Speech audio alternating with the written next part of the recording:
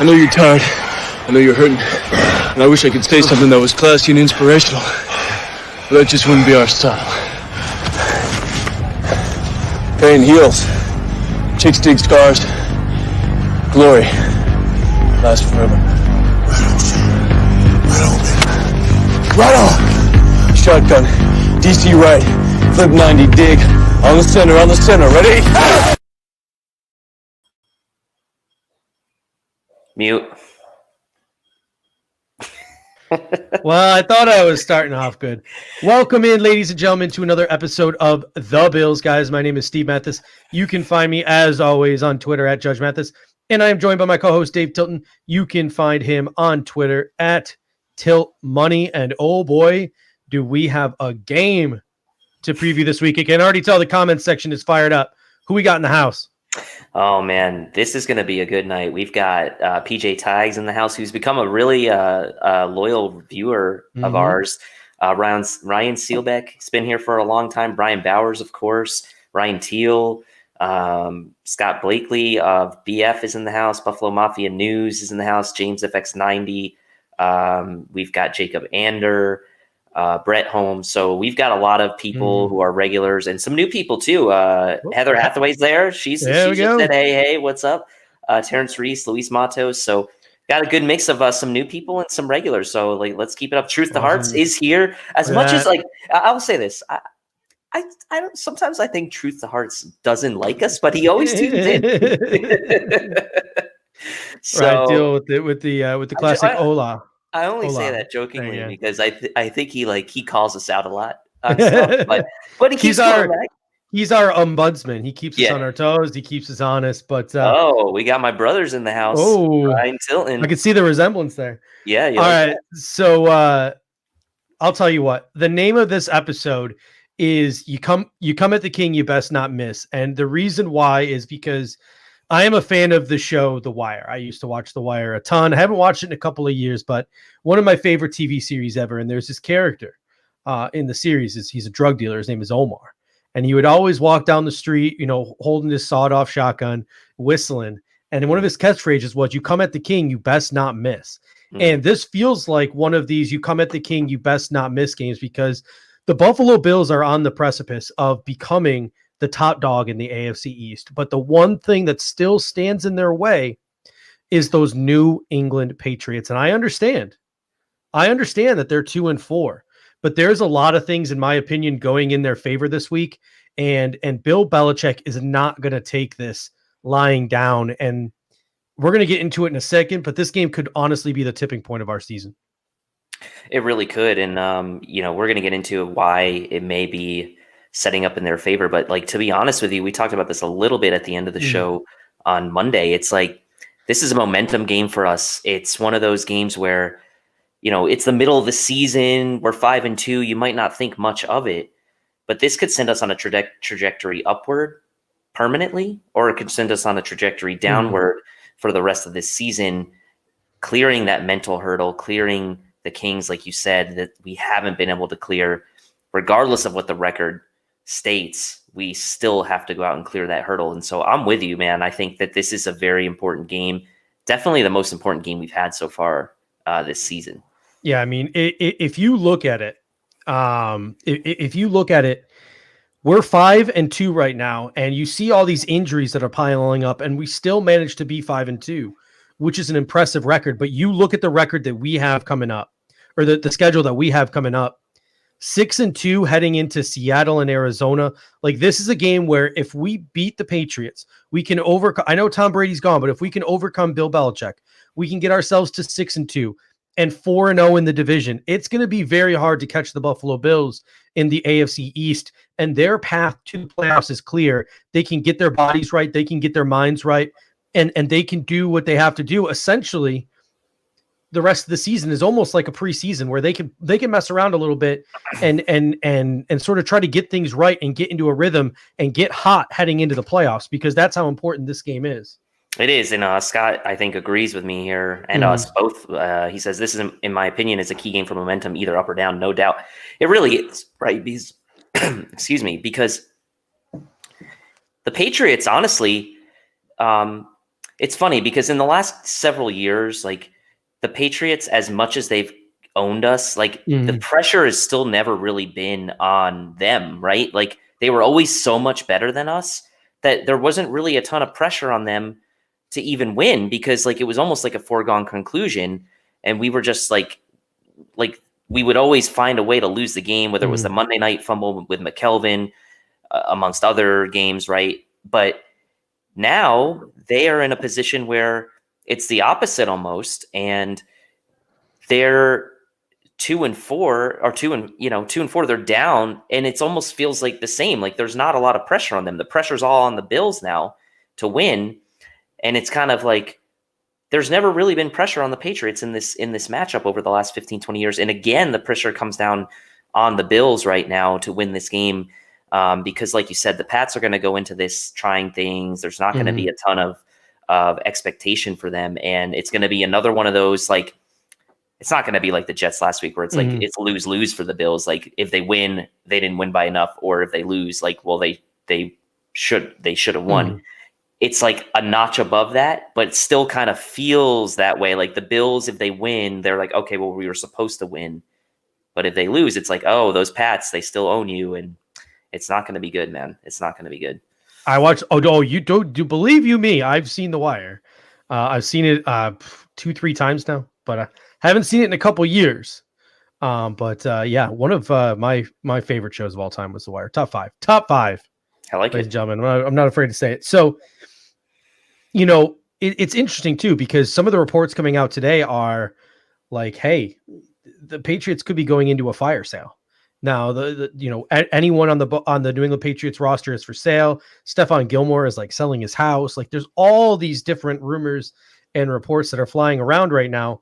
So this is your chance to take advantage of the New England Patriots. Tom Brady is gone. They are hurting. Both teams are pretty injured. It seems like a lot of those players might be distracted with the trade winds swirling.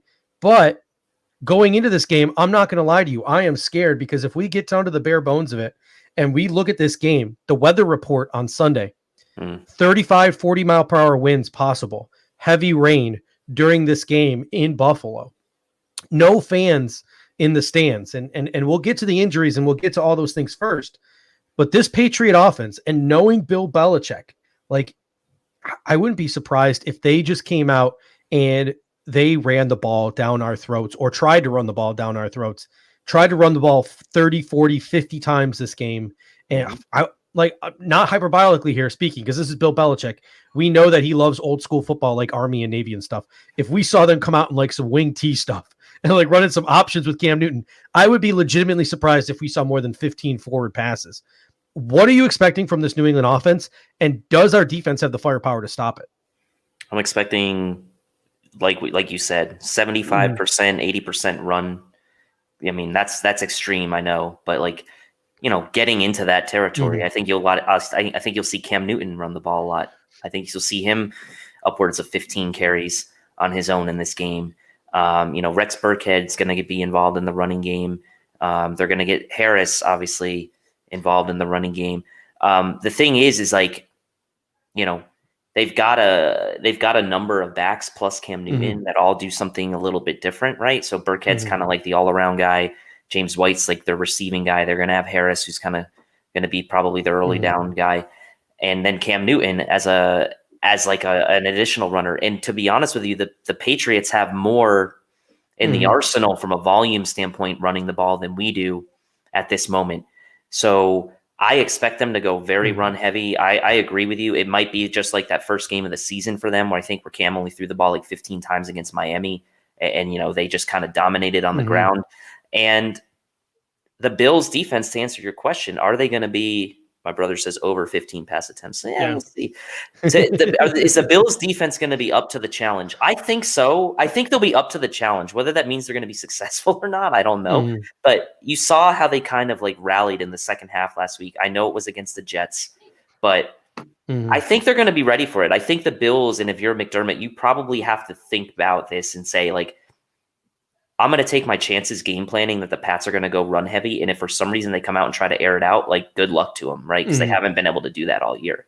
I'll tell you what, if New England passes the ball more than 18 times this game, it's not exactly, in my opinion, the Buffalo Bills defense that did their job. It'll have been the Buffalo Bills offense that did its job, because the Buffalo Bills need to score early and they need to score often, because they need to get this New England team throwing the football. The best chance that the Buffalo Bills have of winning this game is if the New England Patriots are forced to throw the football. The combination of Edelman and N'Keal Harry being out, Mohamed Sanu is gone. They are down to Damier Byrd, Gunnar Oslowski, Matthew Slater, and I'm blanking. I'm Jacoby Myers. That's what they're down to. An NC State Yeah, guy. that's what they're down to at the wide receiver position. So when they do pass the ball this game, it's going to be heavy out of the play action. It's going to be a lot of dump off to the tight ends and the running backs. You're going to see a lot of Cam Newton rolling out. You're going to try to see them getting guys on counters. You're going to see a lot of pick plays, a lot of things over the across the middle of the short intermediate of the field. Like, that's where they're going to try to move the football. Like, their passing game is almost going to be an extension of their running game. And you're going to see very few shots down the field from the New England Patriots. Everything is going to be happening within the first 10 yards of the line of scrimmage for most of the game. There will be a couple of plays here or there where they take a shot at Damier Byrd, but that's about it. Like, New England's got absolutely nothing going on for them down the field. So if the Buffalo Bills can score and score early, touchdowns, not field goals, and force this New England Patriots offense to do something they are not very good at, and that's throw the football, the Buffalo Bills will win this game easily. But the offense has got to show up, in my opinion. Yeah, I mean, look at what the Niners did to the Pats last week. That's a blueprint, right? Niners got ahead early in the game. You know, the Pats mounted 2 field goal drives all game, turned the ball over a ton, were forced to pass the ball. We saw Cam Newton throw some bad interceptions, and it was a direct result of them being in a bad game script, right? Because the Niners got ahead, and the Niners have a good defense, but they have plenty of injuries on their defense too. So it's not like they have their same defense that they've had, in past years. So I agree with you. And I think, like, one of the things that I would be expecting a little bit, like you said, the extension of that running game for the Pats is, like, are they going to get these rookie tight ends involved this week a little more? Because the Pats really haven't used the tight end much this year in the passing game. Are Dalton Keene and Asiasi going to be involved? Yeah, Devin Asiasi. Yeah, those were 2 players that we both loved in the pre-draft process. And when the New England Patriots drafted them, both you and I said they're going to try to recreate Gronk and Hernandez with those 2. With Asiasi being a little, like, both of them are pretty much move tight ends. Dalton Keene is an athletic freak for his size. And those 2 guys have been very limited parts of the offense. So those are 2 guys who you could see, with the lack of receivers, the Patriots come out, it's going to be fullback. It's going to be 2 tight end. It's going to be 3 tight end. You're going to see them cloud the line of scrimmage, try to beat you, put a helmet on a helmet, try to beat you physically, make sure you're filling in your gaps, making sure you're wrapping up your tackles, and they'll take their play action shots deep when they can. That's how they're going to try to beat you. And you're going to see rollouts from Cam Newton where they try to throw those little dump offs to the tight ends who are rolling out to the flank. You're going to see him try to dump the ball off to James White. Like, those are all the different. I wouldn't be surprised to see JJ Taylor play a bigger role in this game as a receiving back, because they might try to generate a little bit more passing offense with their running game. You're going to see a lot of creativity underneath from the New England Patriots. You got to be smart. You got to contain. We had a comment here from PJ Thigh. He says, if we can do it with Jacobs and Henry, we can do it with anybody. I understand that, but Matt Milano coming off the peck. And here's something that we didn't see against Oakland and Tennessee. Guess who missed practice today? Quentin Jefferson and Vernon Butler. Yep. We're down to 3 defensive tackles in the middle of our defense. And we don't know how much Matt Milano is going to play. So that's where it gets super interesting, because you're looking at a rotation of defensive tackles. Zimmer, Phillips, who hasn't played in 2 weeks, and Ed Oliver. That's what you're looking at in the middle of your defense, unless you call up someone from the practice squad. I can't even name the defensive tackle on our practice squad. I do apologize for that. And because he's probably not NFL ready, in my opinion. And you don't know if you think, like, all right, if we're going to go heavy, like, we're going to do the opposite of what we did against the Kansas City Chiefs.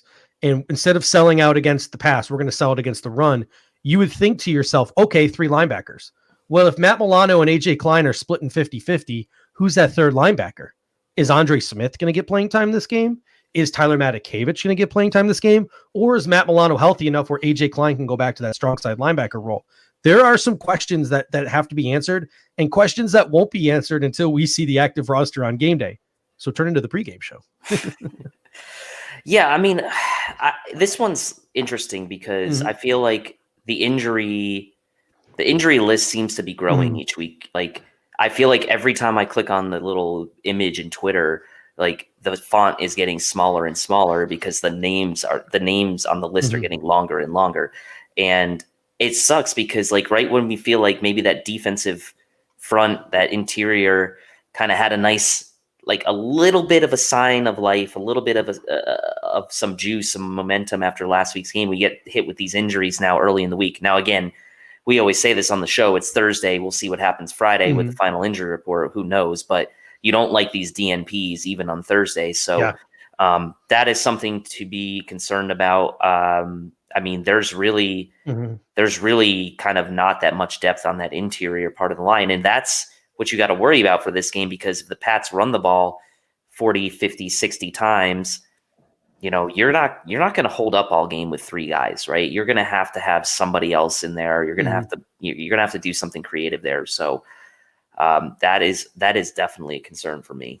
Yeah. Someone said in the comment section, "Oh, next man up.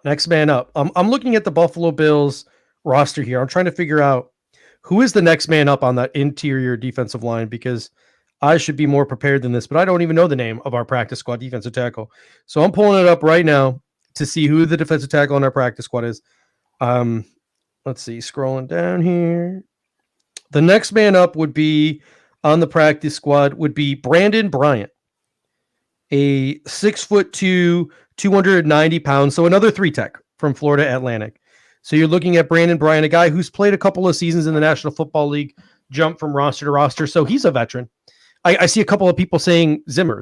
Yeah. It's going to be a 3-man rotation of Oliver, Phillips, and Zimmer. Yep. But if Phillips is sitting because you're kind of worried that he's not 100% back from his ACL, are you going to want to risk him to all the reps of being part of a 3-man rotation? Will we see Brandon Bryant's like, what's going to go on? I'll tell you what we might see. We might see a little bit of an AJ Epinesa on the inside. I feel like he's slimmed down. Doesn't he look smaller to you? He does. But what else are you going to do? I mean, that's the thing. What else are you going to do? Brandon Bryant. Like, people are saying next man up. I feel a little bit more comfortable seeing it was Brandon Bryant. We've shuffled a couple of defensive tackles on and off the practice squad, and I apologize. That's why I didn't know his name. But it's like, you know, the biggest injury report is going to be tomorrow, because both Jefferson and Butler were limited yesterday and they were DNPs today. So hopefully for at least one of those two guys, it was like a rest thing. Yep. But if both Jefferson and Butler are DNP again tomorrow, I'm starting to get the cold sweats when it comes to our interior defensive line, because we're going to need Brandon Bryant in there or AJ Epinesa kicking inside. Who knows? It'd be really nice to have right now, Vincent Taylor. Yeah, he would be really nice to have right now. Gee, I wonder what player. Oh, Delshon Phillips, who hasn't played a snap yet. That's who we kept over Vincent Taylor. All right. Anyway, but I see a lot of comments here in the comment section about free agency. The Buffalo Bills did sign a free agent today. At least the rumors and the rumblings are that we are going to be adding Duron Lee to the roster in some capacity. And obviously the news today out of Dallas with the release of Dontari Poe and Daryl Worley. For Lee, in my opinion, it's really nice to have the depth, and he is a physical freak, but for the longest time, he's known as a guy who's he doesn't have the brightest game day IQ, the greatest IQ on the field. So what are your thoughts on the addition of Duron Lee? It's depth, honestly. I mean, yes, you like the fact that he's a former first rounder, but the fact is that he's been unsigned, you know, couldn't crack it on the Jets. He got cut by the Chiefs, right? So I think it's a smart move for the Bills, given some of the issues we've had with injuries at the linebacker position, especially with Milano's pec, and then obviously Delshon Phillips going down, Andre Smith coming up. So you'd like to have a few extra bodies there. And Duron Lee, honestly, I mean, it's a tough. Like he still might give you something better, at least defensively, than Matakevich will. Mhm. And if you want to reserve Matakevich for special teams only, maybe Duran Lee gets some run. Though I would imagine with a signing this late in the week that he's probably not going to be active this week. I would be surprised. I mean, if he is, okay, I fine. don't think he would be able to get into the facility Yeah, and even pass the COVID test. So, but it's good. It's good depth. I don't mind it. Kandarian Wright Smith says he's better than AJ Klein to me. Maybe. I don't know that he is, right? And I also don't know that they exactly play the same position. So, well, here's the thing. Like, to me, this is Milano insurance because, AJ Klein is I think what the Bills would consider a smart football player. He knows our system. He knows where to be. But for AJ Klein, the challenge is athleticism. Like, he's not the greatest athlete in the world. For Duran Lee, it's probably the exact opposite. He's a great athlete. He's a freak athlete. He can move all over the football field like Matt Milano. The only problem is he doesn't have the instincts of a Matt Milano. So if Matt Milano's injury, he gets re-injured or whatever, instead of having to put AJ Klein out there and cross your fingers and hope he's in the right place at the right time every time, you maybe try to get the most and squeeze the most out of a Duran Lee, who's more athletic, who could do more of the Matt Milano things than AJ Klein could. So to me, Lee is, as Randy Hartman says here, he's Milano insurance more so than like a guy who's coming in to replace AJ Klein. He's only replacing AJ Klein if AJ Klein is playing weak side linebacker, not if AJ Klein is your strong side linebacker. So that brings us to Dontari Poe. And, Sage McDonald here says Poe said he wants some time off. There was reports Jerry Jones got on the radio today and said he was 30 pounds overweight and not willing to do anything about it. There were all these different things, going on about Dontari Poe. To me, I buy it. I buy that he's overweight. I buy that maybe he wants some time off. But the Buffalo Bills, I think, in my opinion, are pretty desperate for a one tech. So Eric Washington was Dontari Poe's position coach in Carolina. If I were the Buffalo Bills and I were even remotely interested in Dontari Poe, and I felt like we need a one tech at some point, even if we can't get our hands on one right now, we just feel like we're going to need one. I would give Dontari Poe a call. I would Eric Washington get on the phone, call him personally and say, Eric, you know me. We have a great working relationship from our time in Carolina. Here's what I want you to do. I want you to come to Buffalo. I want you to sign on our practice squad to a minimum deal. We will work with you to get your head right. We will work with you to get your body right. We will culture the shit out of you. And maybe 6 or 7 weeks from now, you'll be an NFL football player again. You'll rekindle your passion for the game. You'll get your mind right. You'll get your body right. Come to this organization. We're what's best for you right now. So if I'm the Buffalo Bills, that's my sell to Dontari Poe. And it might not pay dividends right away. It might take 6, 7, 8 weeks to get that boy healthy. It might not be till playoff time or the end of the season time. But to me, it's a worthwhile investment. I mean, there's so many bodies in the practice squad. It's a worthwhile investment, and it's a no-risk investment for the Bills at this point. Veteran minimum, you need the position. I don't know, based on sort of those reports of him being overweight and all this, that he's going to necessarily have a ton of suitors, right? From a rebuilding, like his, he doesn't necessarily need to rebuild his career at this point, but to rebuild his, maybe his reputation in a little bit of a, get a light of fire under him and maybe parlay that into some kind of contract for him next year. It may make sense for him to come into the culture here.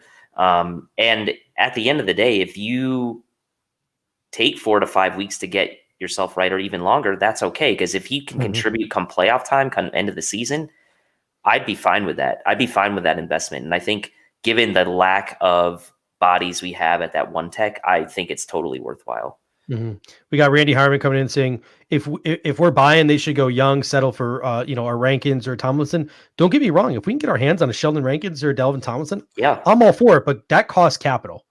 Dontari Poe is free. It's so that's the question. A great comment here from Sage McDonald, and that sort of makes me think a little bit. Unless I'm mistaken, Darren Lee went from New York Jets to the Kansas City Chiefs. And he's only 26-year-old. He could be a late bloomer. That is a fact. So I've read a lot that a couple of people have mentioned. I've seen a couple of scouting reports, a couple of people digging up their scouting reports saying, well, Darron Lee was playing out of position at Ohio State. And then he went to the Jets and he was playing kind of out of position in their 34 because he's very much a Milano style weak side linebacker. He was playing inside in that New York Jets 3-4. Then he gets to Kansas City, who also sort of plays like a hybrid type of defense where they got guys like Frank Clark standing up. They only run two, so could it be a situation where Deron Lee gets here and he finally finds a defense that fits his skill set? Like that could be something that we have to look forward to. That being said, I think there's a reason why it took him 2 visits to sign. The Buffalo Bills, I think, had to get good and desperate before they finally pulled that trigger on him. Well, and that's the counterpoint to that, right? If he was really out of position and he had this much potential, wouldn't have someone else who plays a traditional 4-3 have signed him by now? Yeah. And for the fact that the Bills hadn't signed him the first time around, I don't know. I mean, we should have essentially no expectations for him, and then whatever we get out of him is just a bonus, in my opinion. Yeah.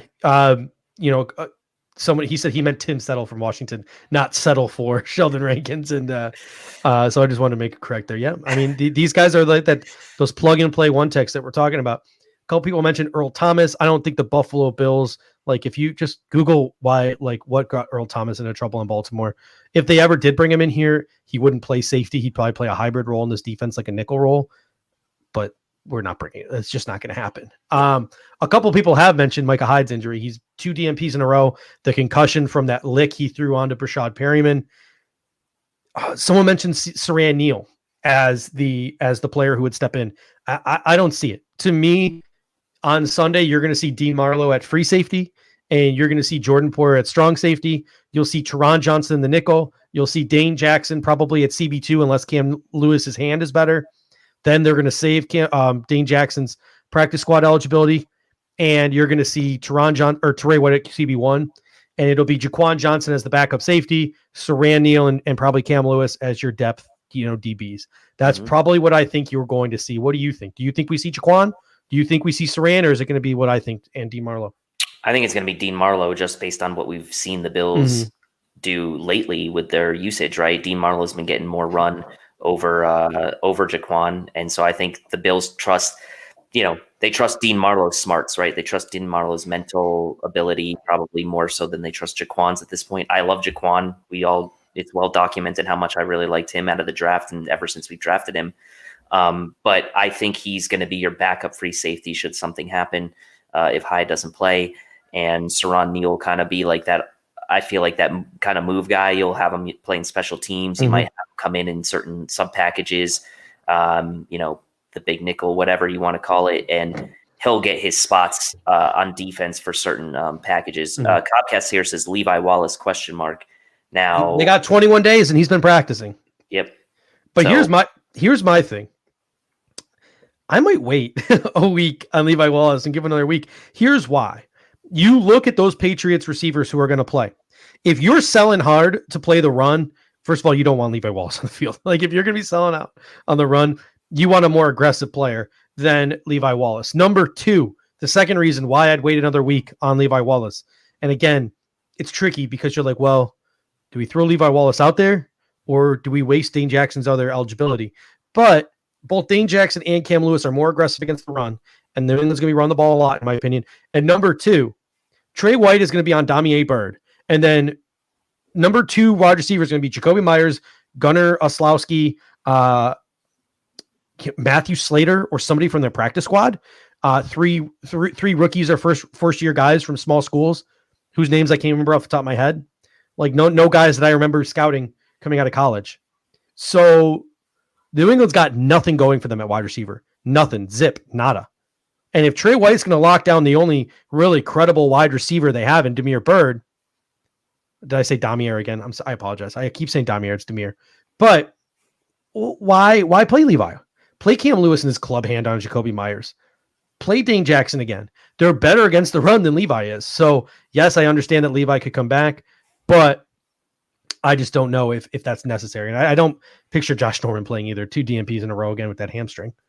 Yeah, Josh Norman's probably not going to play. I'd like to see Dane Jackson get another crack at it. Like you said, I think he's going to be. But that uses up his eligibility. I understand that, but at some point, you probably just need to put this guy in the 53 anyway. So A couple of times Jacob Anders brought up Timmy Jernigan. Yeah, he's a good player. I mean, he's a body. He's not a guy I'd give up anything more than a 7th round pick for. So if the deal is right, go for it. Yeah, but didn't he? Oh no, he is a free agent still. I thought he Mhm. signed. I thought he signed somewhere, but no, he's still. Oh, I'm sorry. I apologize. He's a free agent. For some reason, I thought he was a Philly. Bill's overdue says pretty sure he just made all those names up. I mean, honestly, Have you seen? I don't know where Bill Belichick finds these guys. Have you seen Jeremy's new Twitter I've picture with like the? Who does he think he is? Cole Beasley? I don't know, but that's pretty sweet. Mhm. I love the Bills overdue guys, man. They're so good. Yeah, Jacob, I do apologize. Denver did release him. Yeah, he's worth a look. The other guy out there was Daryl Worley. I don't think the Bills are going to be interested in Daryl Worley. McDermott coached him, Bean drafted him, but Wallace is coming back. Josh Norman, Dane Jackson, Cam Lewis. I think the Bills are pretty much set there. A couple of people have mentioned Tack McKinley. I'm just not a big fan of going out and getting those bendy pass rushers. I just don't think that's what Sean McDermott Plus, he's got a groin injury right now anyway. Yeah. So how soon are you even going to get him? And also, it's not really. I'm going to say, like, I don't think edge is like we've talked about how we need pressure, but I don't think that's like that's not a glaring need. I will say it's a need. I would say for the future, but I don't know that that's like your number one glaring need right now. I think your number one glaring needs one technique. And linebacker and cornerback depth, at least in my opinion, and guard, obviously. Yeah, we're gonna switch up to offense, and we're gonna be talking about guard in a second. Before we do, a couple of closing notes I have here for the New England Patriots on offense. Again, get used to these 3 names: Ryan Izzo, Dalton Keene, and Devin Asiasi. I think you're gonna be seeing a lot of them on Sunday. Get used to the names: J.J. Taylor, Rex Burkhead, James White and Damian Harris, because you're going to be seeing a lot of them on Sunday. Speaking of running the football for the New England Patriots, do they still have Brandon Bolden? This feels like maybe one of those games. No, he opted out. Oh, that's so right. he's an opt out. And Sonny Michel is on IR. But their interior offensive line was a question mark. Both Shaq Mason and Joe Thuney. Their health has been up in the air, as well as their backup guard Justin Herron, a rookie from Wake Forest, who I was a pretty big fan of. But both Thuney, Herron, and Mason were all limited participation in practice the last 2 days, which tells me that all 3 are probably on track to play. So the Patriots are going to have a full arsenal along that offensive line from left to right. It's probably going to be is Isaiah Wynn playing? Isaiah Wynn's not playing, is he? Yeah, he should be, right? Okay, so Wynn, Thuney, I'm just having a day here, blanking on names. Their center. Karras? No, not Karras. He's with Miami. David Andrews. Thank you, David Andrews. Sorry, I apologize. I'm having myself a day here. Their right guard, which will be Shaq Mason, and then their right tackle, which will be Onowanu, the rookie from Michigan, who's been having himself a heck of a year. So they should have their full arsenal on the offensive line. Those 2 rookie tight ends, I think, are going to see their most run of the season, and look for guys like J.J. Taylor, James White in the passing game, and guys like Damian Harris and Rex Burkhead to be pounding the ball down our throats. Like, that's going to be the New England offense this Sunday, especially with the weather. And Randy Harmon coming in. Is that considered an arsenal? Yeah, I guess. Hey, I'll tell you what. With Cam Newton, we laugh now, but yeah, we laugh. Yeah, like you said, we laugh now, but the combination of Cam Newton and those 4 guys in the backfield and those 3 tight ends, knowing Bill Belichick, knowing Josh McDaniels, knowing where the Bills struggle, I can picture them piecing together a game plan that makes us all want to cry and drink on Sunday. So let's hope our defense stays stout, and let's hope our offense scores early. So let's focus now to what the Bills can do on offense and what the Patriots will be doing to them on defense. I think we've talked enough about the Patriots offense and the Bills defense. So Tom Dinder says, any update on our tight end situation? None of them practiced except for Croft and Gilliam. All of them are still out. Every single one of them. We signed a tight end to the practice squad. I doubt he plays. But we have, Stephen Campione in the house. Welcome, Stephen. Just in time for us to talk offense here. It's the tight end situation. I'm not banking on any of them. It could be a situation where Saturday they get called up or they get called off the COVID list or whatever, but I'm not banking on any of them. To me, it's going to be Tyler Croft. It's going to be Reggie Gilliam And, Randy Hardman says air raid Allen, unleash the beast. In 35, 40-mile-per-hour winds and rain, like we kind of saw the offense teeter off and struggle a little bit in that weather against Kansas City. So that's my biggest concern. What are you expecting from the offense? You would expect maybe the Buffalo Bills to go more power run or to give you some more power sets. Lack of tight ends. Our interior offensive line is struggling. The weather. Like, what do we do on offense? Well, I was going to say, like, this is one of those games where you probably would like to have Lee Smith active, but you're not going to have him. Mm-hmm. So maybe this is a game where Jake, sister, yes, I think you should. This is a game where maybe you see Nseki as an extra lineman come into the game a little bit more, or Gilliam maybe coming into the game a little bit more to kind of play that role. But the problem you're going to have, and it's been well documented over the last couple of weeks, is the Bills' interior line. Not counting Mitch Morse here, but their guard play for running, power type of game, which this game kind of sets up for, is really not that great. With that said, I would not be surprised if you saw all three running backs active for this game. If you saw Yeldon, Moss, and Singletary all active for this game. Ryan Teal, 135 people smashed those likes. Yeah, we'd appreciate that. And thank you, Ryan, for the super chat. Really, those likes go a long way. Helps us, stay relevant. Helps us. Hey, YouTube clout. Helps us with the YouTube clout and helps our bosses see that we're actually doing. Yeah, I don't want to get fired, so smash that like. If you don't want to see us fired, smash that like. Also, if you think the Bills are going to take the crown and become the big dogs in the AFC East this weekend, smash that like. See a couple of people now talking about Duke, and to me, that's where I think I want to see this offense heading, and I would like to see Duke Williams activated again. And here's some of the things that I would like to see from the Buffalo Bills. A lot of wide receivers in line, like close to the line of scrimmage, and a lot of shotgun. And I think I'd like to see Josh Allen a part of the running game again, trying to make up for the lack of our interior offensive line, the lack of our traditional running game. See a lot of Josh Allen running the football. Not the RPOs, for the love of God, not the RPOs, but sort of those draw plays and stuff, rolling out to the outside, give him some options, some guys to throw to or to tuck and run, all those different things that you can do, roll them out to one side of the field. Guys like Gabriel Davis, Duke Williams in line, try to get bodies on bodies, free up guys like Cole Beasley, take your calculated shots to Stephon Diggs and John Brown down the field. We saw that last December in New England. The calculated shots down the field, you got to take them. John Brown had that big touchdown in New England. Dawson Knox had that big catch. We're probably going to need to see that times 2. We're going to need to see 4 or 5 of those big plays this game where we take that calculated shot and we hit on that calculated shot. But a lot of inline wide receivers, a lot of stuff within 10 yards. Use the passing game to sort of supplement the running game by throwing in those screen passes, getting the ball to to Zach Moss, getting the ball to Cole Beasley, getting the ball to Stephon Diggs, letting him catch and run. All those different things. Gabe Davis in line. Just well, a lot of people in the move the ball down the field. A lot of people in the comments section are liking maybe the idea of having McKenzie kind of as an extension of the running game on some of these jet sweeps and such. And I don't hate that idea. I like that idea. You just got to worry about or get rid of some of those plays where there's just too much time takes too much time to develop. You saw that play last week against the Jets where it was like the double reverse. McKenzie got tackled for like a 10-yard loss. Like, get rid of that.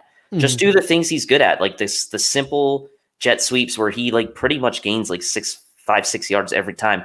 Belichick's gonna be game planning for it, but you got to mix it in. Like, it's gonna be like a slight extension of your normal running game. Buffalo Mafia News says, is Moss receiving? Yes, I mean, I would say yes, he is. He had that touchdown catch in week 1, and he can catch the ball. He can catch the ball in the backfield. Both backs can, and obviously Yeldon is probably more known in his career as a receiving back than he is as a running back. So I would like to see all 3 backs active, especially if you think that the Pats are going to go 3-4 deep at running back and you want to go toe to toe with them as far as your depth at running back. You probably have to have all 3 of your backs active for this game. Yeah. And it's a situation where I kind of want to see a similar offense to the offense we ran against the Jets. Like, don't shoot the messenger here. But it finally figured out that it finally seems like Josh Allen figured out how to beat that zone defense that has been struggling lately. And it's those screen plays to Beasley. It's dumping it off to Moss. It's finding those things underneath. So it seems like they're finally starting to figure it out.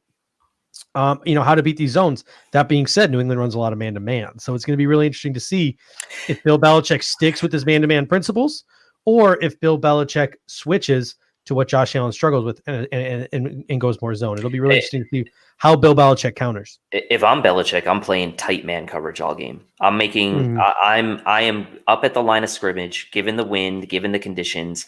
I'm playing tight, knowing that this game is likely to be played mostly around the line of scrimmage, even though, yes, we might take our shots, but Belichick's going to be confident in his guys to handle that. And he's going to make it tough. I mean, he's going to make it tough. In that case, win be damned and take your damn shots. Take 10, 15 shots on the field. I mean, I don't care what the weather is. Like that Miami game all over again. Take your damn shots down the field. I don't care what the weather is. Because if they're going to play man-to-man defense, you got Stephon Diggs and you got John Brown for a reason. And it's to make people pay for playing man-to-man defense against you. So if that's what they're going to do, and we're not going to take shots, we're not going to be successful in offense because there ain't going to be a lot of stuff for us underneath. So the Buffalo Bills, take your shots early, take your shots often, score early, score often, put the New England Patriots on their toes, make them have to switch up what they're doing defensively. Don't let them get comfortable doing what they do to start the game defensively, and make them pass the ball on offense. That's going to be your key to winning the game. Johnny Martin says, what's going on with Gabriel Davis? He's a rookie. Like, he probably wasn't ready for the number 2 receiver role. Like, he looked good in spurts because that's what rookies do. They look good in spurts. He is a promising young prospect. But to ask him to be the wide receiver number 2 in the National Football League, being a third-round draft pick, that's asking a lot from a guy. Yep. Right now, he's a niche receiver who was thrust into a bigger role, and it just it was too big for him. It was too big for him. So it's good to have John Brown back. I'm not saying Gabriel Davis can't be a wide receiver 2 one day, but I'm much happier with him now as our wide receiver number 4 than I am with him being our wide receiver number 2. No, I agree. And I think it's less pressure on him too, right? And I think when younger players, rookies especially, don't have to worry so much about the pressure or the mental aspect, and they can just go out and do the very minimal things that they're asked to do, that's where their physical sort of abilities and playmaking kind of shines through. So I'm with you on that. I think that will definitely help. Pierre's in the house. Well, here's my beef with Pierre right now. He's calling us his guys, yet he was out there on Instagram competing with us. Same, like, what time did you get off, Pierre? Did you just get off Instagram? Is that where all our listeners were today, or where all our viewers were? You stealing them all, hogging them all on Instagram with your little impromptu live session? I'm just kidding, Pierre. I didn't get a chance to catch your live, but I'm sure it was great. I got a haircut just for you, man. Yeah, Steve's looking sharp tonight. He got his hair cut. He's got rid of the glasses. It's like I have to go and get these things tightened because I have to turn the fan off in here because it blows the backdrop. And when I turn the fan off, I start to sweat and these glasses just fall right off my face. They look ridiculous. So I gotta go get these things tightened. You need to get one of those little mini screwdriver kits, man. Yeah. Amazon for like $2. Just get one for your house. I don't trust myself with those things. I break my glasses. Oh my God. Pierre says, I got up at 7:45 just for you guys. Well, thank you. That was very nice of him. We always appreciate it when you get off. Hey, it's so okay. So let me ask you this then about the offense. I think if I'm the Patriots, I'm coming out and I'm going to be playing tight man coverage. If you're Bill Belichick, is that what you're going to do, or are you going to sit there and play zone and, given the weather conditions, just kind of like go against what you typically do, what your typical strength is? I mean, I would play man if I was him, but I don't know. Maybe he won't. Yeah, I think he's going to play tight man-to-man coverage, and he's going to stack the box, and he's going to make Josh Allen make some decisions, because if those guys can jam those receivers to the line of scrimmage and his guys up front can generate that pressure, Josh Allen's going to have to make some really, really quick decisions. And that's what I talk about Josh Allen in the run game. Put Josh Allen in situations, spread them out, even though it's raining and it's cold and whatever. Put them in situations where you spread them out. So when they do generate that pressure, you have guys you can dump the ball off to, or they're spread out enough where he can tuck it and run. Like, in my opinion, despite the weather, they're going to have to play a spread offense this game, because the interior offensive line and the lack of tight ends is just not going to allow you to run those power sets. So run your spread. Josh Allen, give you your first read, your second read, your third read. Quick, tuck it, run. Get what you can. Look, that's got to be your game plan. But you also know that they're going to spy him. You also Kyle Duggar's probably going to be playing. They're probably going to be playing a lot of three safeties, and Kyle Duggar's going to be spying them. So it's going to be tough for the Buffalo Bills to sort of figure out a way around this New England defense. They're a good defense, and Bill Belichick's a genius for a reason. Yeah, and answer Donnie's question, why would Davis be number 8? Beasley, Beasley's the slot receiver, right? When they do these depth charts, they always put like the outside guys as kind of like the first 2, and then the slot guys always typically the number 3. So yes, while I do think Beasley would be the number 2 option outside if John Brown's not playing, technically Gabe Davis is playing on the outside as number 2. But anyway, I'm with you. And I think Josh Allen will have to run the ball some in this game, and his yards per carry may not be great. We're kind of used to him like having these like really efficient longer runs. His yards per carry is way up, but I could see it being more of like, hey, at the end of the day, you look at his line and he ran the ball for like 10 times, maybe for 30 yards. And that could be fine. That could be enough. Because if it's picking up key 3rd and shorts, which are going to be very important in this game, if it's picking up, short yardage or even at the goal line, like that's going to be important. First downs, 3rd down defense, 3rd down offense for our offense is going to be so big in this game. And Josh Allen can be a factor there running the ball. Bill's Guys End says Beasley's balling this year. He is on pace for over 1,000.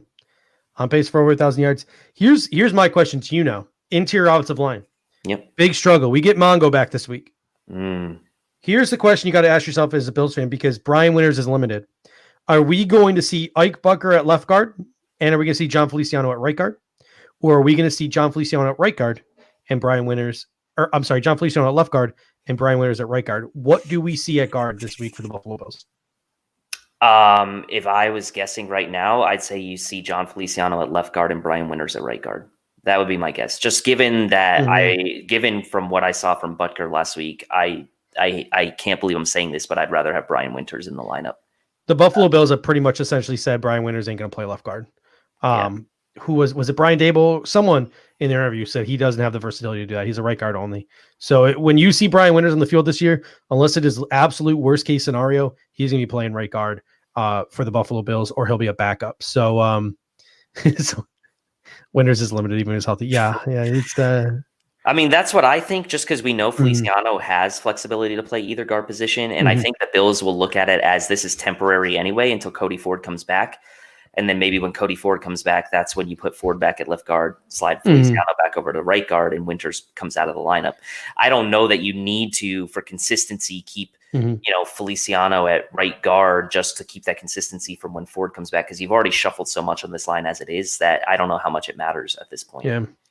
Could we, by the end, by Monday's show, be singing Tyler Kroft's praises? Do you think Tyler Kroft is a guy who could be in store for a big game? Combination of the weather, the lack of tight ends. Do you think we could have another Tyler Kroft day? I think, by having another Tyler Kroft day, I think he could potentially have a game like he had last week. I don't think he's going to have a game like anything more than that. But from our standpoint and how much we really don't utilize the tight end a ton, that's a good game, right? And I think if that's the case, then we'll be very happy that he had that type of game. I just wonder how much he's going to have to stay in the block if they're kind of doing some of these tight formations, and if they do want to get the running game going. However, like you said, if they do say, screw it, we're going to run our offense, we're going to spread it out anyway, then maybe Tyler Kroft gets involved in like some tight end screens, something like that, where he can do a little after the catch, because he is pretty athletic. I mean, he can run. So, possibly, to me, this really feels like a game where like a Zach Moss out of the backfield could have a good game. It feels like a game where Diggs is going to be the man he's going to have to be, and where Beasley's going to get a lot of run. I don't see guys like John Brown even coming back necessarily having huge impacts, but I could be wrong, right? I'm just kind of projecting based on the weather a little bit. So, maybe Kroft's in the mix a little bit. Sage says, are we overpaying Morris? In my opinion, hell no. He is a veteran center with a young quarterback. He is a smart center with a young quarterback. He is really good in the run game. He's really good, really good in pass protection, really good in the pulling game. Yes. Is he the strongest anchor in the world in the run game? No, but everything else he does is in my opinion, so worth it. His veteran leadership is so worth it. And I've seen enough Ryan Groy and Russell Bodine at center to appreciate a guy like Mitch Morris. I'd give him an extra couple million if I could. A couple other questions. PJ Thite coming in. He's saying, has Moss become the new number one over Singletary? Here's what I'll say in this situation. I think they're equals as running backs. They're both different running backs, but I think they're both equals. I think Zach Moss is a good bruising bag who can catch the ball out of the backfield, a good solid running back. Whereas I think Devin Singletary is a good shifty sort of different. They're different style of running backs, but they're both like of the same caliber. You know what I'm saying? Like they're both good NFL running backs or will be good NFL running backs. Mm-hmm. But my thing is I think right now Zach Moss is the best fit for this offense because of the style of play where he's not afraid to lower that shoulder, lower that boom. Because, someone here, Sage McDonald, says he has bad vision. I disagree. I think the interior offensive line is so freaking bad that there are offensive linemen in the backfield right away. So you either need Devin Singletary to be on his A game and juking and jiving and, inside of that really tight contain, or you need Zach Moss to lower a boom on somebody. And I think right now, Zach Moss is just a little bit more effective. Yeah, I mean, I think he's a little more effective because he's more likely to make, I hate to say this because Singletary is really good at yards after contact too, but I just feel like Zach Moss is I'll say he's probably less likely to lose yardage on any given play. And that's not a knock on Singletary. That's more of a knock on our offensive line. I mean, look at that. Like, look at some of those plays in that Titans and Chiefs game. I mean, Singletary had no chance. And honestly, Zach Moss probably would have no chance in those plays too. But I think maybe in a game like this where, let's say you can spread New England out a little bit and maybe you can run a little power out of a spread formation with Zach Moss, then maybe that's a little bit more efficient. I don't know. We'll see. But I do think that both bring a little bit something different, like you said. And that's why I think both have to have good games this week for us to really kind of convincingly and really win, with some comfort. Is that Steve using Vidal? I don't know what that is. Does someone want to explain that to me? It's like shampoo, I think, okay. or like hairspray or something. Pretty sure. That's like I haven't heard that brand in a while, so maybe Rico and I are aging ourselves there with the Vidal Sassoon there. No, I use something called Layrite. You can buy it at the barbershop. We got Reed coming in with the super chat. Our boy Reed joined us on our Thanksgiving show last year. He says, hot take. And this is hot. Ooh, this is hot, man. I don't know, Reed. He says, I would be okay with McDermott having to coach for his job next year due to his lack of killer instinct or lack of discipline for the team. Listen, we love you, Reed. We love you, but you would be okay with it. And I think I've had this conversation before. My biggest fear is that Sean McDermott is going to be like a Marvin Lewis, or he's going to be like a Mike Zimmer, where he's just not going to have that coming from the defensive mindset. He's just not going to have that edge to be successful. And he's not going to be willing to reinvent the wheel every 5-6 years like Sean Payton or an Andy Reid. But at the same time, the Pagulas love him. And also looking at this injury report today, I sort of did a little bit of a 180. I've been a little flustered and a little frustrated with the team this season, despite the fact that we're 5-2. I mean, can you believe it? Steve flustered with the Bills.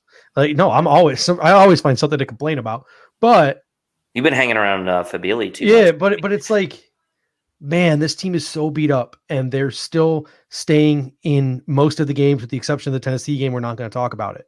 Like, it's just, Sean McDermott's got this locker room. And I used that example earlier with Dontari Poe. Like, that's things you can sell to free agents. And looking around the league at teams, at some teams, New York Jets, Dallas Cowboys, looking around, I'm just really thankful that we have a coach like Sean McDermott.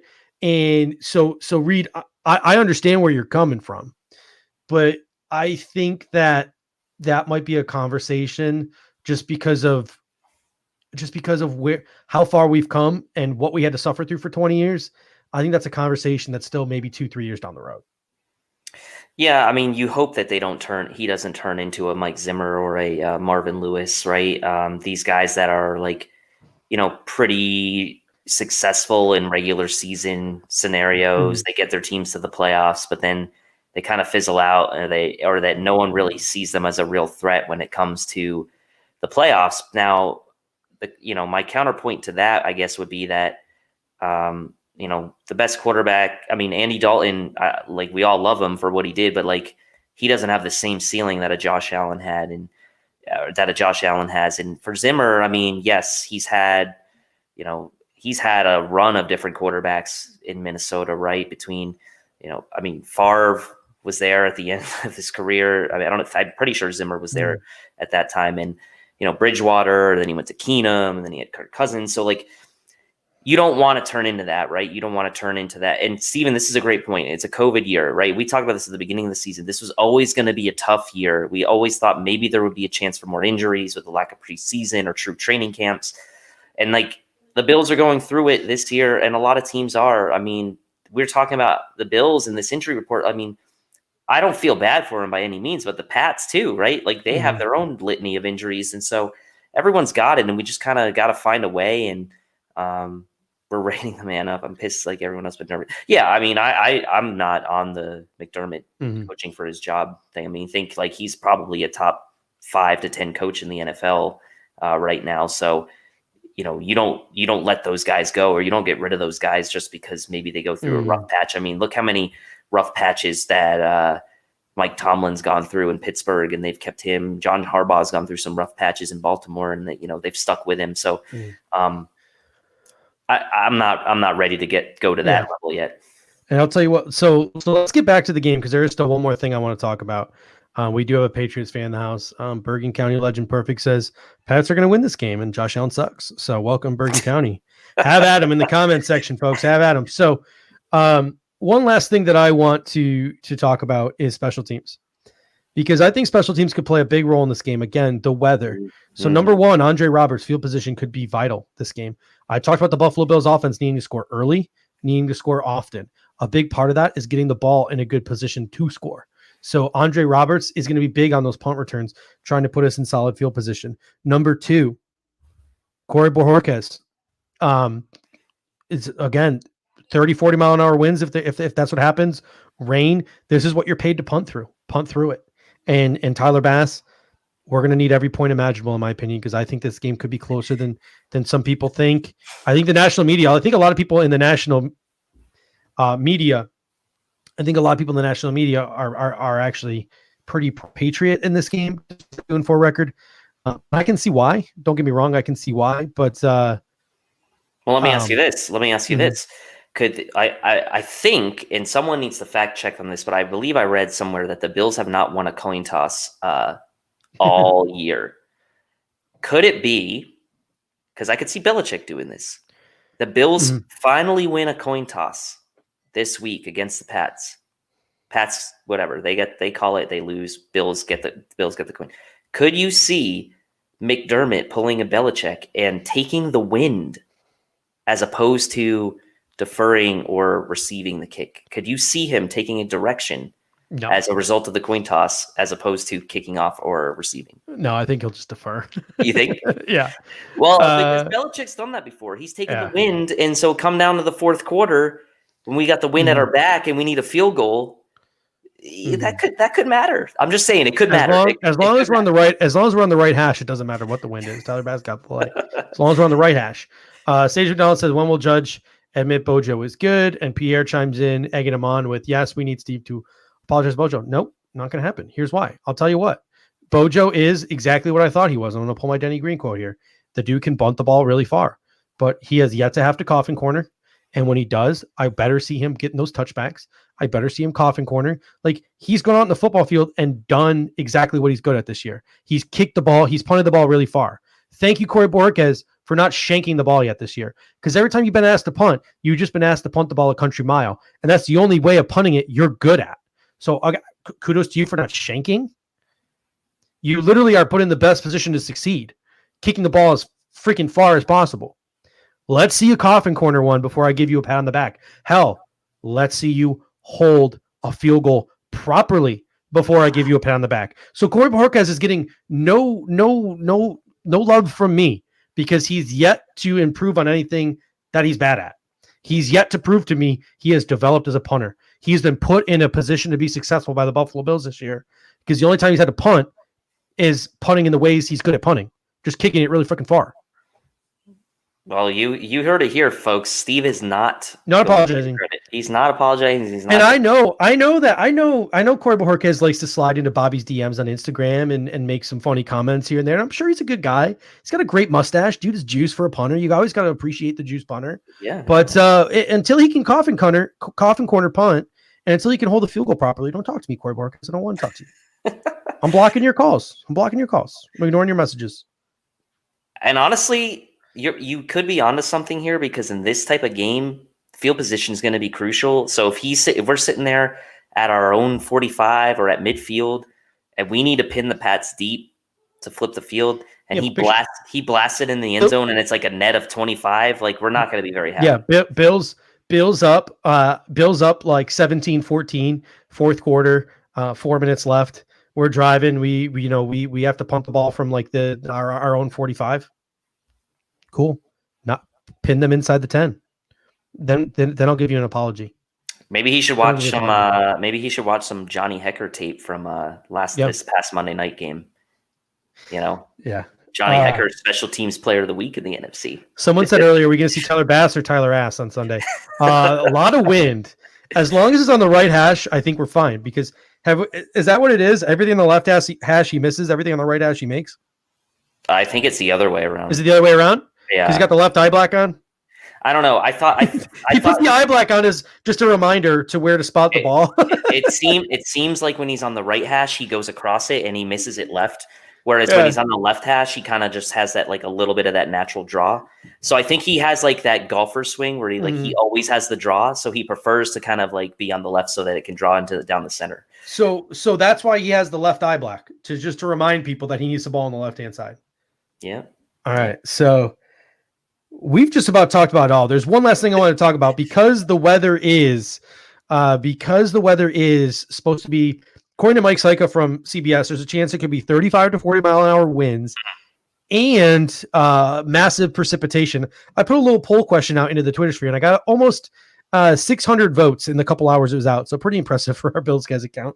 But the question was, with the weather conditions being what they are on Sunday, what do you Bills fans want to see? And let us know in the comment section. Is it time for the Buffalo Bills to build a dome? And my question was, stay where we are or build a dome. None of this retractable roof cop-out BS, because I don't know if the Buffalo Bills have the cha-ching to build a retractable roof. In my opinion, it's going to have to be a cookie-cutter dome or staying where we're at. So if the Buffalo Bills do build a new stadium, I think it's going to have to be a dome or where we are at. So the question was, and the poll results were pretty mixed. 58-42 said stay where we're at. I don't know. The Buffalo Bills are turning into the greatest show on turf. It's not so much that ground and pound anymore. Do we need the dome?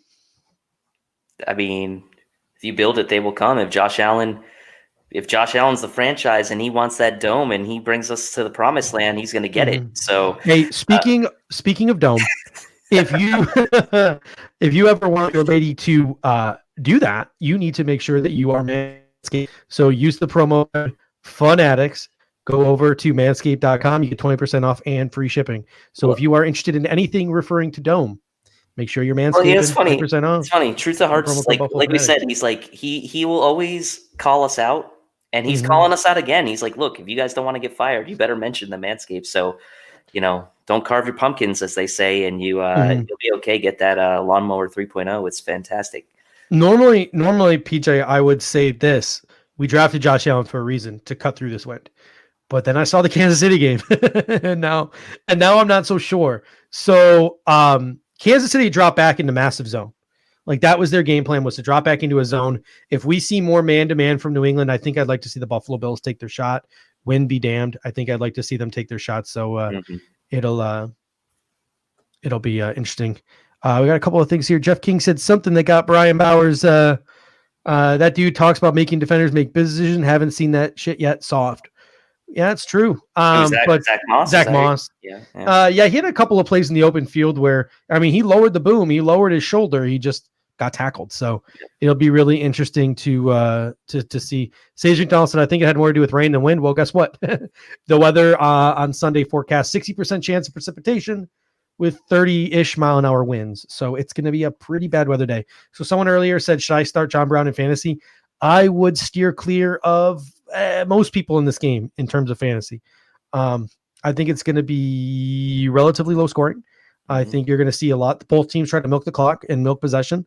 I don't think you're going to see a lot of points. So it's going to be a knockdown drag out, in my opinion. But hopefully the Buffalo Bills can score early and often and turn it into a different type of game than I am imagining. I mean, over under on this game's only 41 points. So they're only expecting about like a 21 to 20 type of game. And they never go lower than that either. They never go lower than 40. I think there maybe were like 1 or 2 games last year where the Bills actually were in an under 40. I think it might have been the Washington game, might have been under 40, and maybe one other game. But it's very rare for an NFL game to be under 40 points. All right, let's move on to predictions, and let's give our predictions for this game. Lone Wolf is going to kick us off. He says 20-16. You guys let it rip in the prediction section. Someone said they got the Bills winning 23-21. Dave, lead us off. What is your prediction for this game? Man, I honestly don't feel great about this game. I really don't. And I'm not saying that because I'm a jaded Bills fan or anything. I just feel like the game, the way it's setting up with the weather, really plays into the Patriots' favor with their stable of running backs. They have better offensive line than us right now, I think, for running the ball. I think that if Belichick kind of comes in with his classic sort of man coverage approach, they've got the corners to match up well in a tight, within the 10 yards of the line of scrimmage type of game. So for me, I just don't think this game sets up well for the Bills. And, for that reason, I think it's going to be close. I'm going to pick the Bills to win, but I'm not doing it confidently. I think that I'm going to pick the Bills to win 19-16, I'll say. Nice. We got Dan Brown chiming in. He says, hey guys, unfortunately have to work, but wanted to show my support. Judge, keep that bad head look. Is this a bad head look? I guess this is a bad head look, huh? This is I worked 10 hours today and then drove home for the show type of look. I didn't have a chance to reapply the gel, but thank you, Dan. He said, how do you feel about the Lee pickup? We talked about that a little bit earlier. It's a nice depth signing. I think it's a nice insurance for Matt Milano. Definitely not a strong side linebacker candidate, though. So if Matt Milano stays healthy, I don't think we're going to be seeing Deron Lee very much. We got PJ Ty coming in with 17-14 Bills. Jason Bolito, 24-20. Stephen Campione, 21-20. But you see the trend here, right? People are taking lower scores than they usually have. We have a lot of people that are typically very... Let's call it confident in the Bills' ability to put up points. But you see a lot of these lower score predictions now this week. I think people are realizing this game could be a sloppy one. We got 16-10, 24-17, 31-16. So we got some I think Bills guys end predicts that same score every week, though. 31-16. Joe Gauthier, 27-10. 2017 for Michael Willoughby. Bill Moran, pretty confident. 42-9 Bills. That would be something. Oh, man, that would be amazing. Jake Z 6-1, 24-3. Sage McDonald's not feeling confident because of a bad matchup. I'm gonna go. Well, this would make me sad. Wow. 10-7. I like that prediction, actually. I'm gonna go. Here's my prediction. The Bills do in fact score early and score often. They get out to a nice little lead and are able to milk it the rest of the game. They manage to eke out 3 offensive touchdowns and a field goal. Whereas the Bills defense allows the New England Patriots to move the football, but does what they have to do in the red zone. 24-16 Buffalo. The difference is touchdowns for the Bills, field goals for the Patriots. I like it, but still pretty low scoring. That would hit the under. That would hit the under by what, a point? 1 point, yeah. I told Casey last week on the pregame show, I said, pick the Jets with the spread and bet the under, and he laughed at me, and I was right on both accounts. So, well, yeah, gambling expert my ass. Well, I told him, I was like, look, I've got some wins under my belt now. I've done pretty well. So can I get some pub here? Yeah. It's fine. He likes you to remember his successes and forget his failures. Yes. Don't we all like to do that? All right, ladies and gentlemen, since we're never wrong, we're just going to leave it here. Anything that we did get wrong, whatever, we were drunk. Whenever we get right, it's because we're geniuses, because that's how it works here. on the Bills, guys. I'm just kidding. So unless we got any last second, super chats or any questions here, I think we've about done it. I get to go watch what Falcons and Panthers. Falcons and what Panthers? Oh God, Yeah.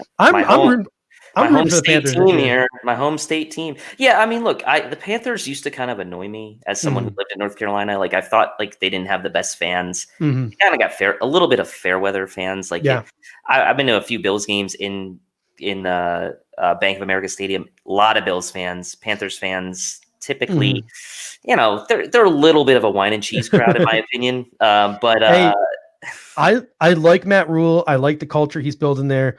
That team that they have reminds me a lot of the Buffalo Bills and Sean McDermott's first year, and that's why I'm rooting for him. So, I mean, I like him now. I do, but I also kind of feel bad for Atlanta. I feel bad for Matt Ryan. I feel bad for Julio. Like,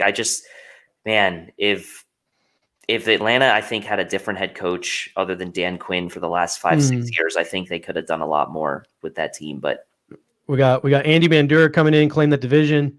We got Jeff King coming in saying, would love to see them stomp the shit out of them. However, weather and D-line problems. Buffalo 20, Pat 17. Thank you, Jeff. We always appreciate it. I don't know, Jason. I'm buying that man real hype. I'm really glad the New York Jets didn't get him. I'm a big fan. I'm a big fan of the New York Jets saying, Matt Rule, you're coming from college. We want to pick your coordinators for you because my name's Christopher Johnson and I know more than you. No, thank you, Chris Johnson. Yeah, exactly. Let's hope Adam Gase. Let's hope Adam Gase gets that lifetime extension. Yes, Chris Johnson. You'll never have to worry about Adam Gase questioning you, man. You'll never have to worry about Adam Gase. You'll always be smarter than Adam Gase, Chris Johnson. Don't you worry.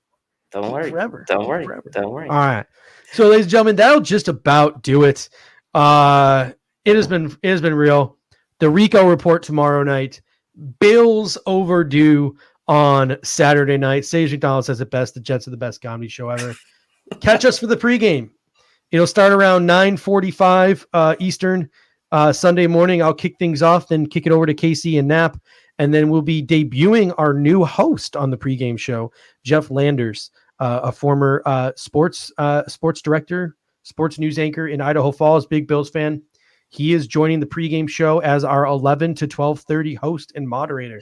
So he'll be joined. You guys will get to meet Jeff, and he will be joined by a whole array of different personalities. I know you're out this weekend. I'll be kicking things off and then producing for the rest of the show. But Clay and Knapp and Adam and Mitch.